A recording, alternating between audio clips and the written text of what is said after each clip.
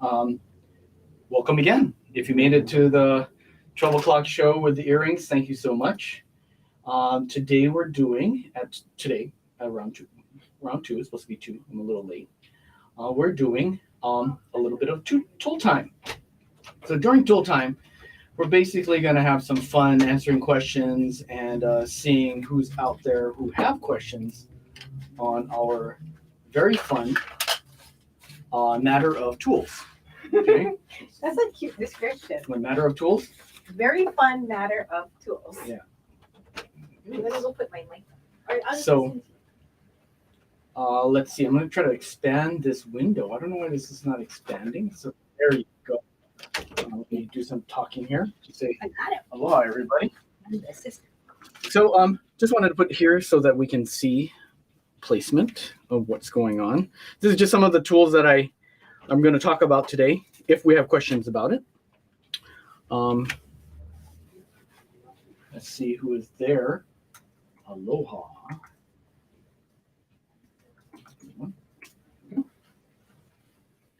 So,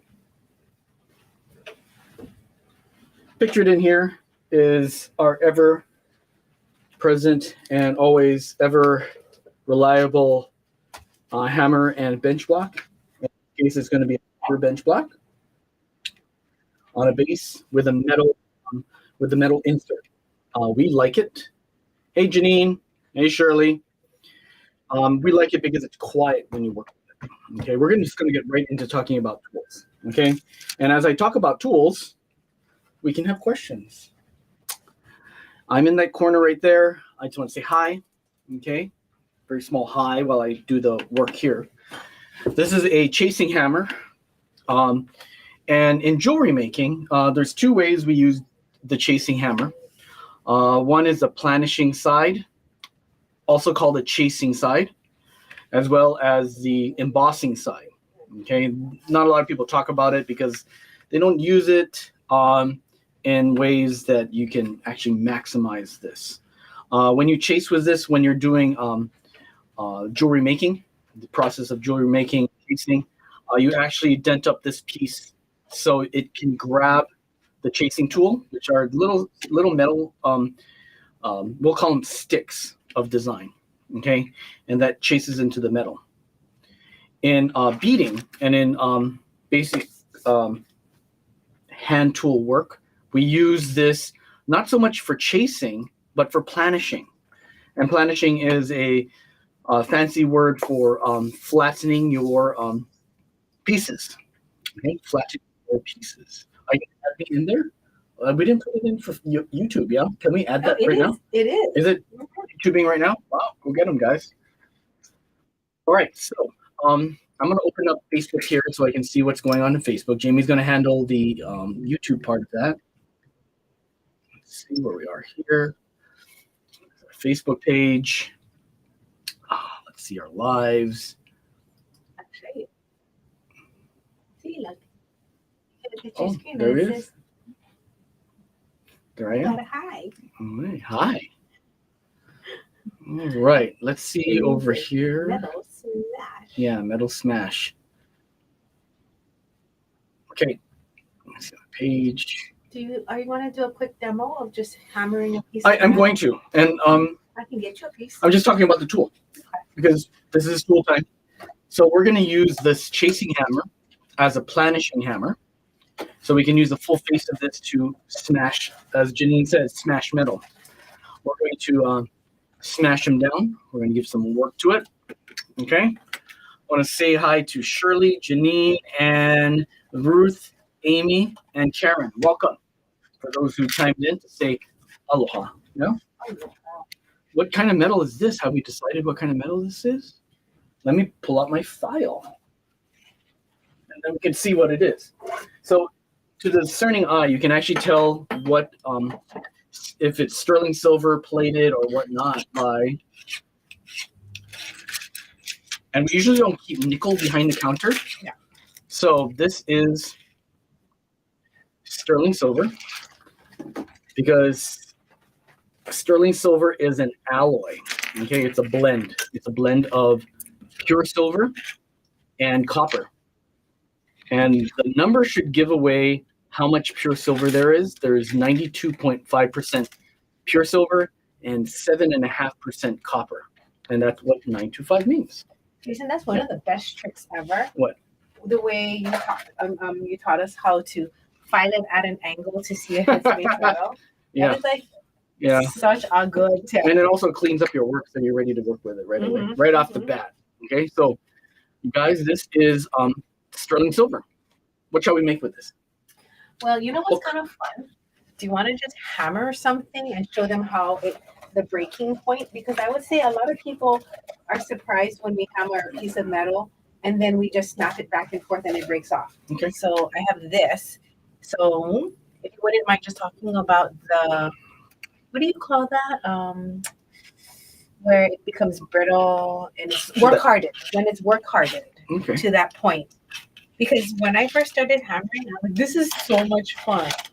Okay, so that one is also sterling silver. And let's just talk about a couple of the tools that we have on here. We have our leather sandbag. We have a round bench block. And we have the all-purpose shelf liner. June says hi. Cocky 17 says hi. Aloha, everybody. So shelf liner. Why do I have shelf liner here? Because we have this very beautiful shooting surface that we're working on. And I want to keep it looking beautiful. Yes, please. Yeah, so I use shelf liner. And we used to use this, and we still use this in our workshops. And to make it tape, then we just use this. Yep. This. All your soldering classes. Yeah, we use shelf liner, one, because it's a great cushion, and two, when we're working with heat, there's a little bit of layer of protection before it goes to the work surface. Okay, so if you don't have one, can you see if we have the square version? Oh, yes, one? yes. It should be like it might be hanging right here, around here somewhere. The last time we had one, maybe it's up there. You want to test your wire. This actually looks like 16 gauge wire, but we'll just test it. 12, 14, 15. Okay, it is 16 gauge wire. Okay, and you can poke it through, and then you can pull it out to see if it is a snug fit. Okay, and most wire gauge testers will do that. You poke it through and then pull this out. I'll check to see if there's any questions.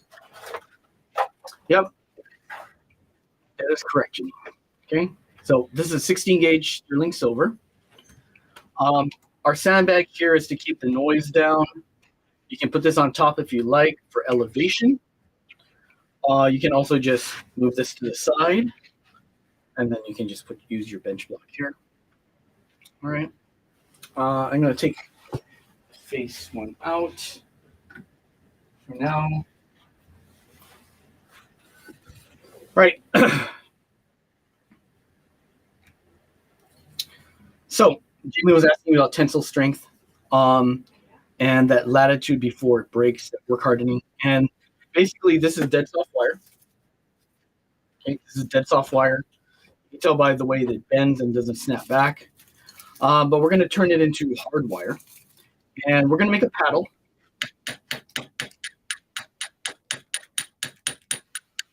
And I'm not going to worry about the end right there because I'm going to reshape it anyway. But Jamie was asking about that threshold before it becomes so work hardened it breaks off. And if you're looking at the way I'm hammering, I'm not really hitting this. I'm actually, you got to know your tool. And with this chasing hammer, it has a slight rounded shape here. Okay, so once you understand how much you can give to it, so before you start hitting metal to metal, you stop just short of that, and guess what? And there you have a beautiful paddle. And the paddle, and I'll show you folks, the paddle might be a little bright. Let me angle this slightly. The paddle is flat in the center because I was hammering the middle in the middle of this, and then it slightly bevels out. So then you get this wonderful, nice graduated slope.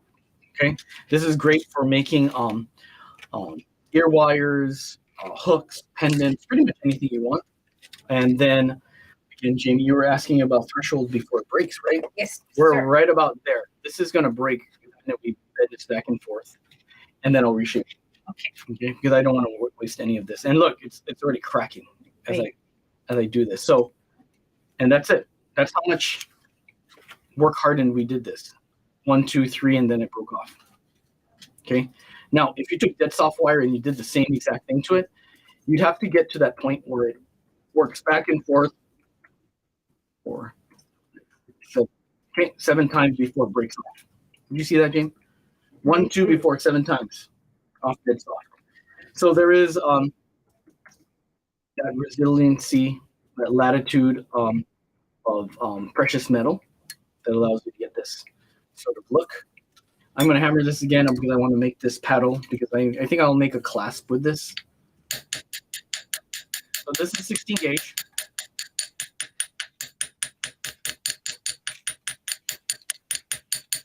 And I'm not running up and down the piece. I'm just going to flatten it on this side. Over the other side. Because I want to use the shape of the tool to give me this piece, design of the piece. So I'm working the tool to make this. Okay? It's a nice, even hammered paddle. Then you want to take your file, your jewelry file, and there's lots of different jewelry files out there. We use in the shop this 2-cut or 2-aught or a cut 2. It's up to you how you want to say it, but it's a 2-cut, and it is a medium to coarse. Okay, and what's nice about this for beginners, it cuts the metal rather quickly, and you don't have to wait so long to get a shape out of it. So if you'd see how I got that shape right away.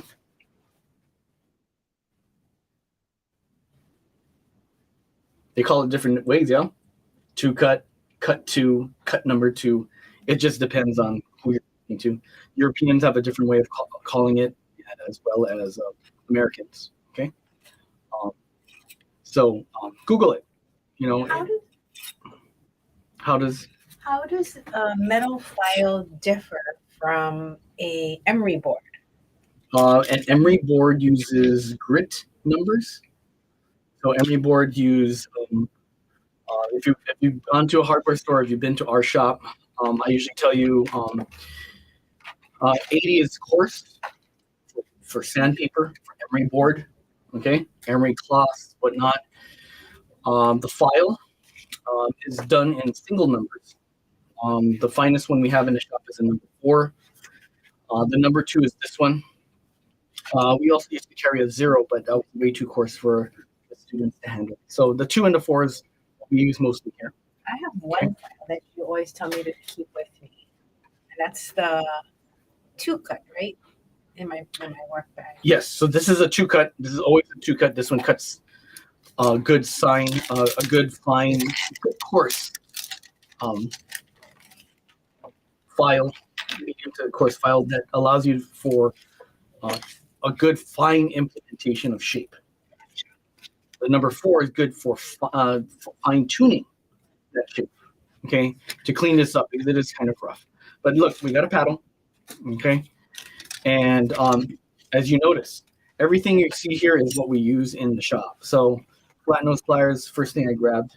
Okay, a lot of beginners know of this because they don't use it. You can pretty much get away with 3 tools, and this is it. This one's a really good wire gauge tester. What's nice is this one will tell you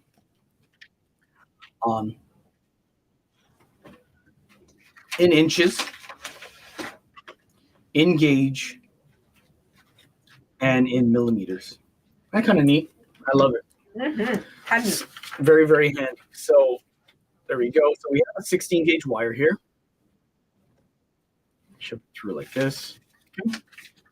16 gauge, nice and snug through the hole like that. Okay. So that's a 16 gauge wire.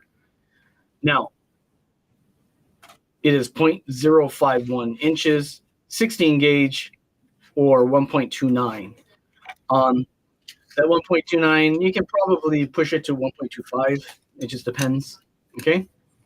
But this is pretty darn close. Why do we need to know those numbers? Why do you need to know the numbers? If you're making a hole in a bead, Mm-hmm. or if you have a hole in a bead, will that wire fit? Okay. If they tell you, if you buy for somebody, and they say there's a hole size of 1.5, this 16 gauge wire will fit through there.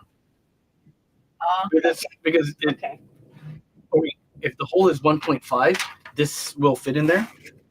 But if you had a 1 millimeter hole, this 16 gauge wire won't fit. Okay? And you barely can get 18 gauge through that hole. Okay? So this is a great way to test your wire. And know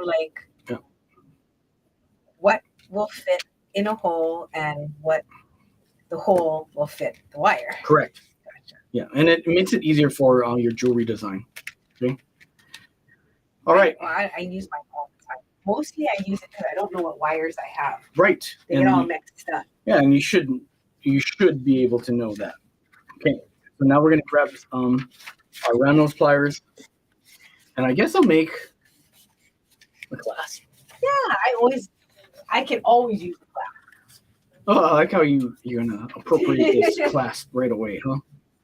Okay, so I'm gonna take this. I'm gonna use my round nose pliers to shape this around. And if there's no question, I'm just gonna keep designing here. That's sort of an oval shape, and that's fine. You know, if you're really particular, you can pull this back out, and then you can reshape it round. Okay, you can reshape this round by grabbing it like that and turning it inward. Okay, there we go. And then shape it nicely like this. Go. That's a nice little shape. If you were teaching a beginner right now, Mm-hmm. what gauge would you recommend to a beginner to do a class? A clasp? 18 gauge, 18 to 20 gauge. And then I'm going to shape this a little bit more on the round nose pliers, but then I'm going to switch over to my chain or my flat nose, depending on what kind of design I have here. Now, if you look at this, if I use my flat nose pliers here, I could crush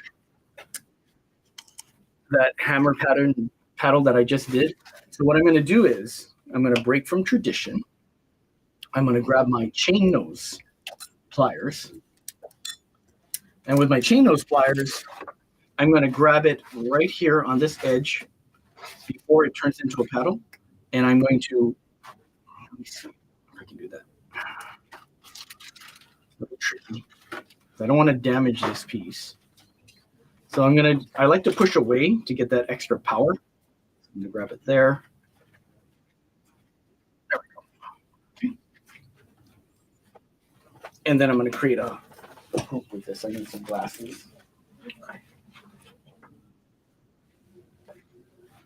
Oh, this wire has some power to it. Oh, yeah, it does. Okay. Okay, do we have any questions from YouTube? Oh. Okay, all right. Everyone is watching and being entertained on Father's Day. Okay, happy Father's Day to everybody out there. Okay. All right, so that's a beautiful shape. I like the way it starts up here, comes around and down. I'm now going to use a series of rapid tap pliers next to get the right shape down. I think Jamie and I and people who do wire in the shop have been conditioned to using these rapid taps instead of bezel mandrels. So bezel mandrels have their use still. I think using the rapid taps allow us a little bit more design. Okay, this is a bezel mandrel. Okay, we used to take this before, find a spot that we liked right here, held it, and then shaped it right around our finger. And it works for a lot of things, because if you need something that's in between a lot of these sizes, then you're going to need a bezel mandrel. Okay. So I'm going to take this wrap and tap, and I think I'm going to use Let me see number 6 on here and see how big this is and see if this will work. Is that big enough for your class? Yeah. Okay, so we're using the number 6 on the wrap and tap. Okay, to grab this. And then we have this beautiful shape. Okay, we have that beautiful shape there. And as a rule, we like to cut this right at that end right there. Okay, and remember to use the proper cutter. These Lindstroms cut up to 1.25, and that's another thing, Jane. 1.25. Mm-hmm. What number did that wire give us? 1.29, yeah? Yeah. That's why I said that this cuts up to 16 gauge, because 1.25 is a little bit more on the side of our jewelry making. So you can safely use this Lindstrom cutter in the middle of the cutters to cut without damaging the blade. And there you go. So those Lindstroms we love, and right about the edge there, I'm going to turn a loop here, and then we're going to hammer. Any questions out there? Anybody? I thought I'd show them the nylon hammer and the metal hammer today. So Okay. both of them there still. Yeah, we can just zoom it out like that. So the nylon hammer, what it does, and its job that it does so well, is that it allows you to temper the metal without hammering it down. So you keep that integrity, that round integrity of that. Can you please keep hands in camera when working if possible? I can try. I can try, Judy. I zoomed it out. Here we go. Here we go. I'm going to pull this in like so. And I'm going to move it out a little bit.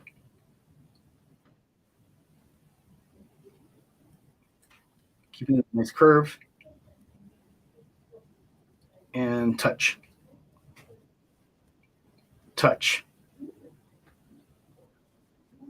If you want to practice making those, you can actually make a chain of those. You know, you just keep making a whole bunch and you just link them together, and you can make a necklace chain, which is kind of fun because then you can adjust the length of your necklace by taking off some of your clasps. So what I'm doing now is I'm tempering the metal.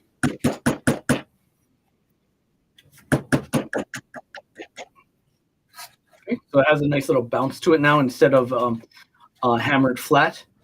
Jamie, did you want this hammered flat? Oh, no, that looks nice. Okay, so we're going to leave it just like so. And we can use this for some jewelry design. If you did hammer it flat, what you would do is you'd hammer this portion right over here. And then, You know, when you practice, Jason, what kind of wire do you like to practice on? me? Yeah. Copper, brass, or bronze. Depending on the type of metal I'm going to be doing. So if I'm doing a sterling silver piece, I like to use brass. But if I'm using something really dead soft, I use copper.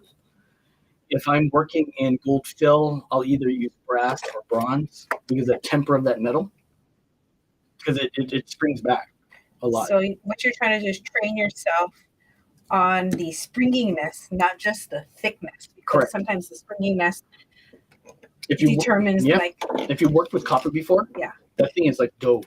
Yeah. You need total control over that. While sterling silver is kind of in between. It has a really good feel to it, a really good feel. So you can see how that metal just shaped nicely around that piece right there. So nicely that curve was built. When you work with copper, you really have to slowly manipulate that wire. And brass, you gotta take note of how much spring you're gonna bounce back at. Yeah. Because even though it's dead soft, you're gonna notice that it's gonna kick. And when you work with bronze, it's as if you're working with half hard. Okay, let's go to the next tool. Okay, so we work with some hand tools, and what I love is our Lindstrom line of jewelry tools, and that would be the chain nose, the round nose, and the flat nose. You saw me use it in the bracelet making tools. would you say that you can make just about anything with those tools? Yep. And a cutter. And a cutter. With these 4 tools, we can make about 90% of the jewelry that you see around the store. 90%. Even knotting. You can use this as a knotting tweezer if you had to.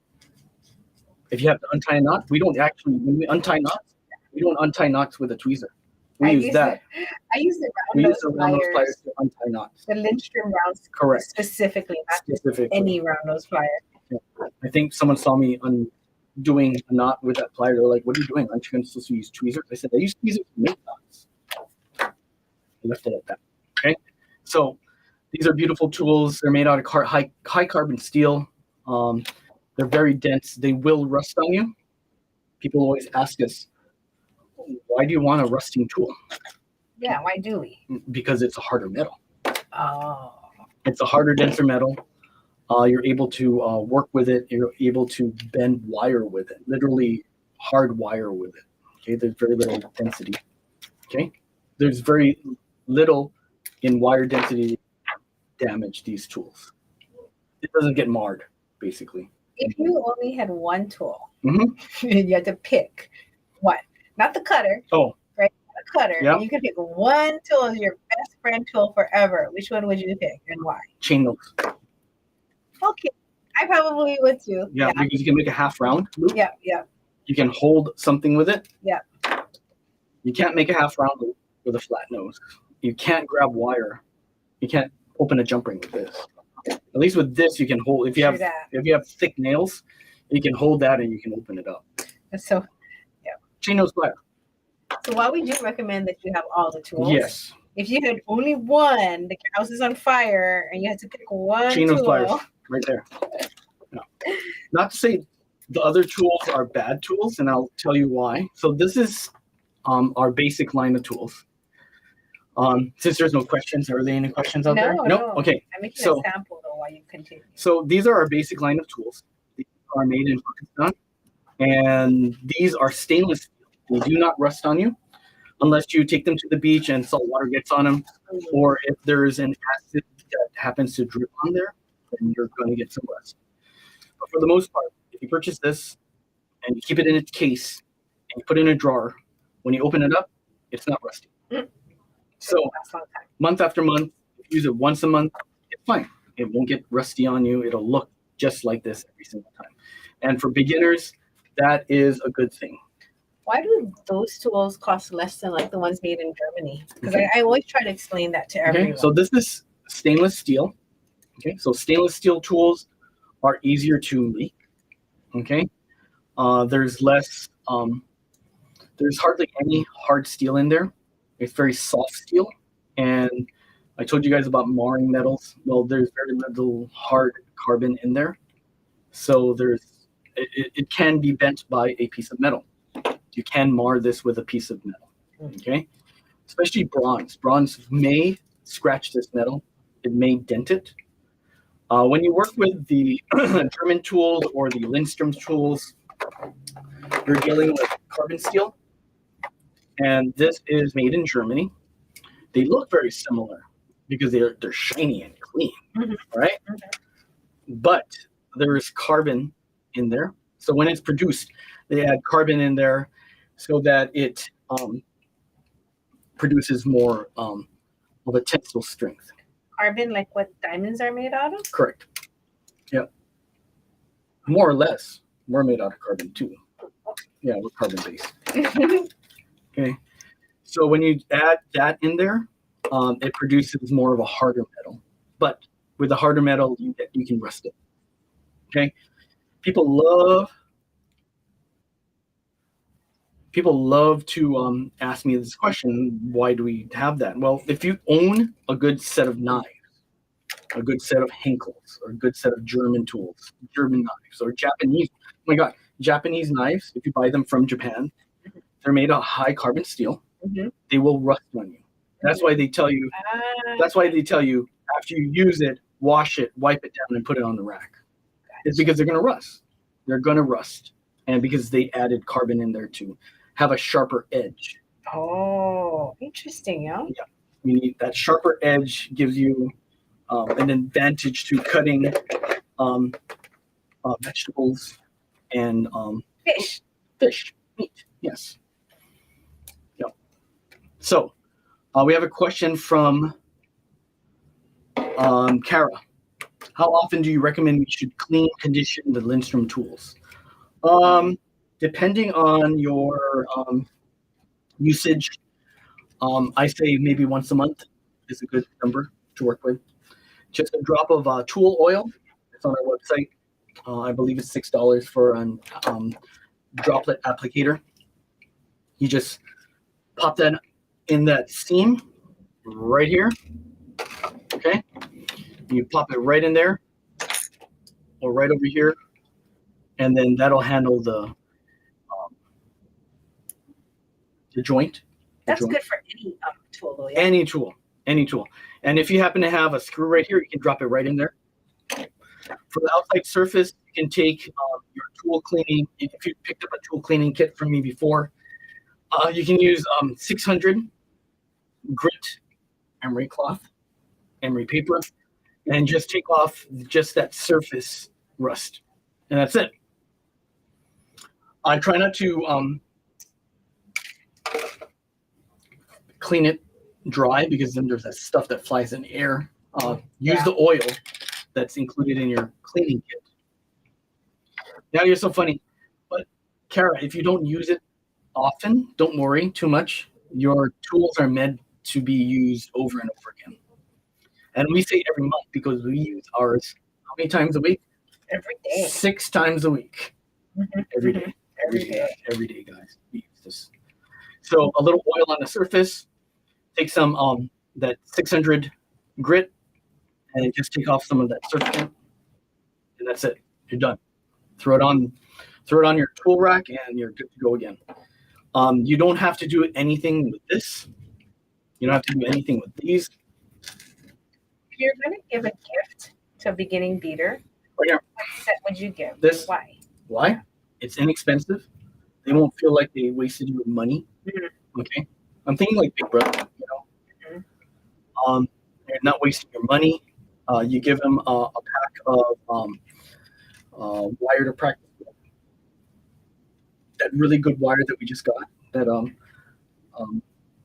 medium temper $6 wire. Mm-hmm. Yeah, the German style wire. Mm-hmm. That's really good for this. You can also give them sterling silver. If you have to buy them a precious metal, buy them sterling. Sterling is the best in any heirloom type of jewelry. Lasts forever. Okay. So basic tools, stainless steel, soft, but it's better to have tools than no tools. Mm-hmm. Okay. Sure. The next set again was the German set.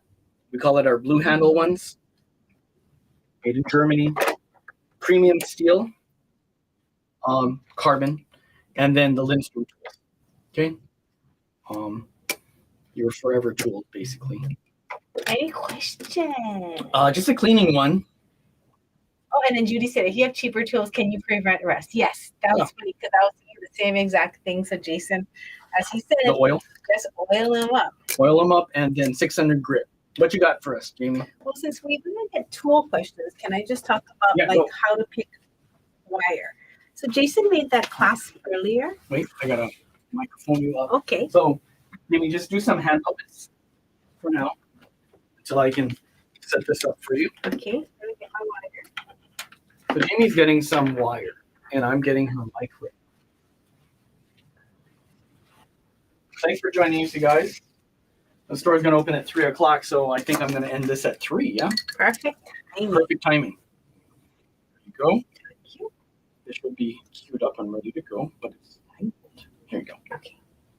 I'm going to put this on so that you guys can hear me.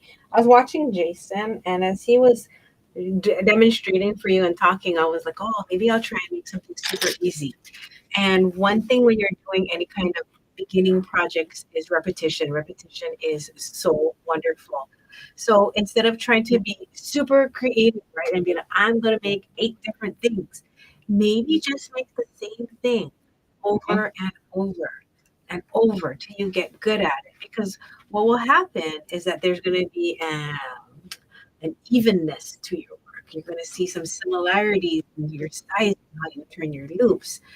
This is a non-workable project that I'm doing right here. It's just a sample. I call it non-workable because if I pull really hard, all of the loops will open. So here, watch. This is something that beginners don't know until you break things, which is your wire, unless you harden it, will not stay stiff. Okay. But more importantly, if you try to build a component that is scaled too large for the size of wire that you make it in, that also will not work. Why is this important? Because not only do you need to have tools that work, but you need to make decisions that will work. So let me go a little bit more into detail. This clasp that Jason made, he did his originally in, let's 16 see, gauge. 16. So you can see it's a lot thicker. Then I did this in 20 gauge, just for fun, just to fool around, okay? So his clasp can hold a lot more. Now, he barely even hammered his. I don't even know if he hammered this portion right here. But on any curve, you want to hammer it, right? That's going to keep, by hammering it, you move the metal, it's going to get stiffer, it's going to get harder, like when he broke it, and then it's going to last. When I made these little clasps in 20 gauge, which is a lot thinner, I wasn't doing it as a demonstration to show you what not to do. Because as you could see when I pulled it, these are not hammered, but it's still not going to hold. Look, I'm not even pulling it that hard. So this is what happens when you make thin wire earrings, thin wire loops. So just to keep that in mind. So what do you do then to problem solve that? Well, if you only have this size wire, it's okay. You still make something. But let me show you what you're going to do. You're going to scale downwards until the diameter of your loop can support that size. Right? I used to teach jump rings. Oh my gosh, that was my jam. We would sit down and make jump rings for like 4 hours. I think that my audience was trapped at that point because there was no cell phones. So I made this clasp on this part of the wrap and tap right here. So if you want to make a clasp in 20 gauge wire, that thinness, you're going to have to scale it down to something very small. Why so small? Because it's going to be able to support the what do you call it? The pull something. Goodness. It's tension, but it's also called something else, but we'll call it just tension. Okay. So I'm going to make a tiny one. So you can see it's a lot smaller. And let's see if that works. Now there's no real answer. Like if you take 20 gauge and you make a 3/8 of an inch loop and then no, you're gonna just have to try it because it depends on your metal. This metal that I'm using is copper plated. So if it was aluminum, it probably would not work. If it was bronze, that probably would work. Not would work. Would work. Would work. Okay, so let's see. So this is a 20 gauge. Now this is a 16 gauge copper jump ring. Oh, I opened and closed it 3 times already. I can't open it anymore. It is now work hardened. It is right here, the pivot point right here. See, the pivot point is so work hardened that this sucker is not openable with my fingers. So put it in here. Let's see what happens. I'm gonna pull it. Some pressure, pretty hard. And see, it might have to even be smaller.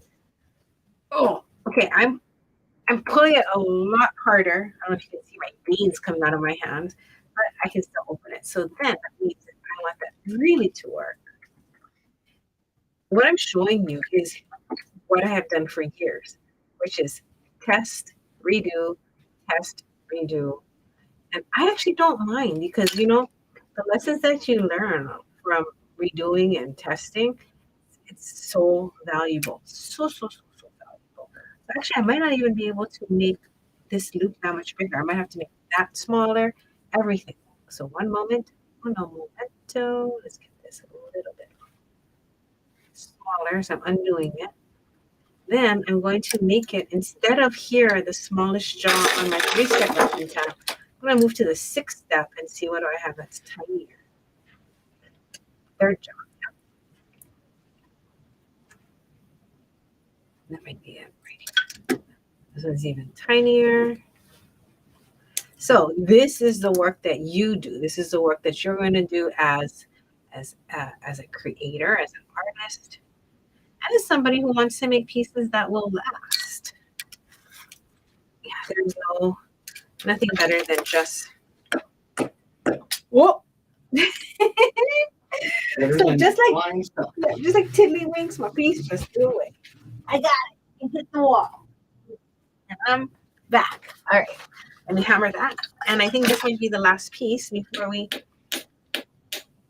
call it a day. But please ask us some questions because we have so much practice and so much, what do you call it? So many, I cannot even talk, experiences that we can share with you.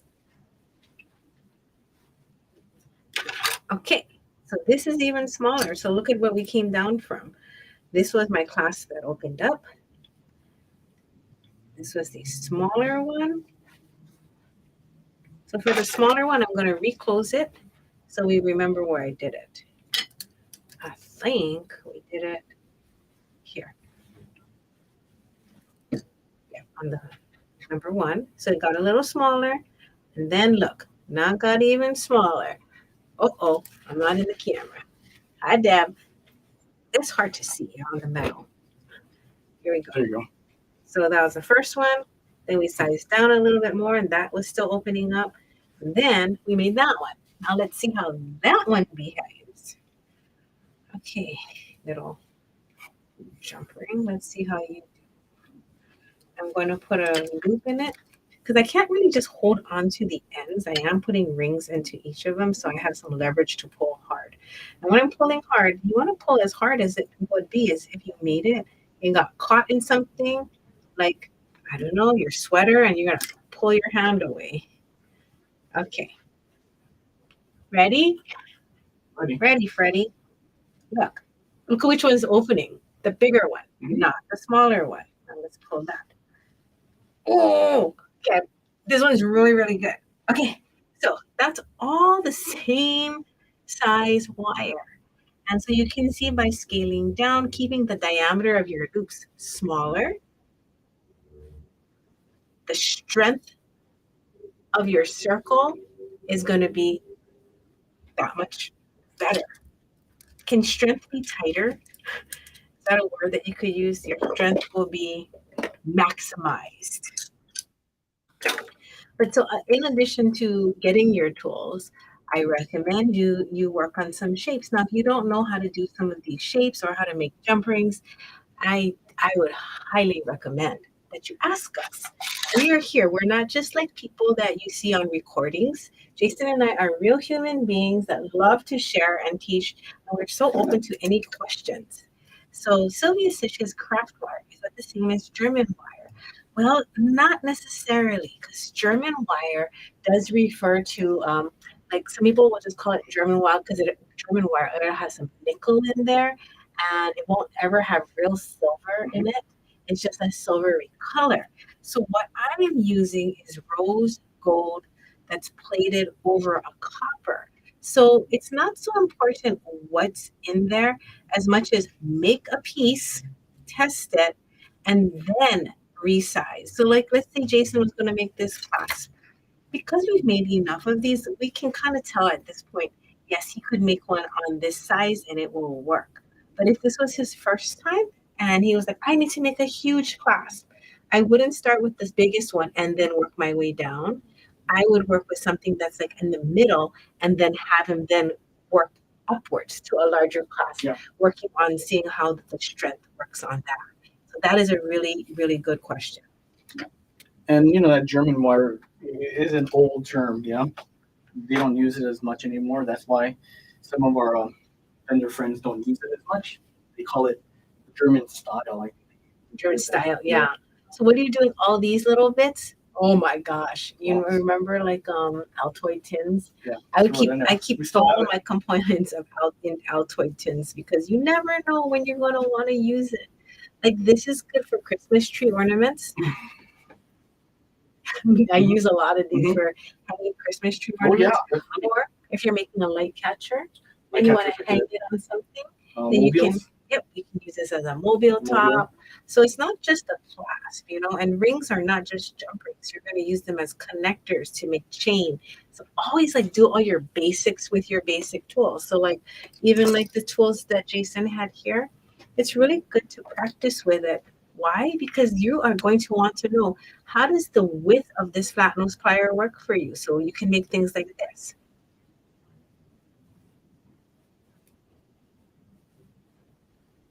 And then you want to move it out just a teeny tiny tad until you know what you can make with this tool. So it's good to practice with your tools. Don't leave them in the box. Don't be like, oh, I'm going to watch a video and then I'm going to bust them out and then I'm going to make something. Why? Because it's not really your friend just yet. It's sort of just a tool that lives in a box. If you want it to perform, you kind of have to like know what is its abilities, what's its superpowers, what's the limitations. My very, very first round nose plier, that was my friend, was not my friend. My very, very first round nose plier, found out it wasn't even round. And that's, you know, the expectation for a $10 tool is not, you can't have a lot. You got to just be like, I'm sorry, I had a drink at Starbucks that costed less than you. So you got to be understanding on the tools that don't cost a lot and just say, you're going to do your best. Then you can make little shapes. Like so. Like that. So then you understand my tool, the smallest thing it can make easily is this. Now you want to hammer it and you want to test it and pull it and go, the smallest thing that my tool makes in 20 gauge wire may fall apart. So it might not be usable, but you'll see. You just got to do it and test. So that is my part of Jason's beginning. But that is cute for an earring component, right? It is. Yeah. Oh, it's so bright. I can't really make it show. Hold on. Because of the black brown stuff. There you go. I don't know about that. No, it's more of this still. Okay, so we're gonna go open the store, but I just wanted to show you that you can make so many cute things. Here, let me just zoom it in. There. With your tools. So practice, make stuff, reach out to us, okay? You have our text number, our email, we have a website, we're on Facebook, Instagram, and just say, hey, I want to make a piece like that. If you want to make it, we probably want to make a video. We want to go live. We want to show you. We have a lot of information, a lot of legacy to leave behind so that other people can enjoy the craft as much as we have. Jason's going to go run and open the door. Okay, 1 second. I'm going to turn on the camera so I can say bye.